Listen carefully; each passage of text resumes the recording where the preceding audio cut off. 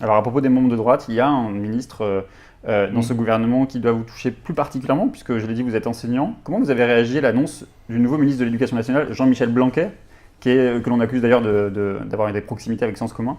Il était par ailleurs le directeur de l'ESSEC. Ça vous inspire quoi, Paul Vanier? C'est très inquiétant parce que Jean-Michel Blanquer, moi je le connais, c'est un sarkozyste. Ça n'est pas un tenant de cette droite qu'on présente maintenant comme modéré, ça n'est pas un juppéiste, c'est un sarkozyste. Il a fait toute sa carrière de haut fonctionnaire sous le quinquennat de Nicolas Sarkozy jusqu'à devenir le numéro 2 du ministère de l'Éducation nationale. C'est donc l'un de ceux qui a organisé la destruction de 80 000 postes dans l'éducation nationale et puis l'un de ceux qui a jeté les bases d'un nouveau modèle, le modèle de l'école-entreprise. D'ailleurs, vous l'avez dit, il a été le président d'une école privée, l'ESSEC.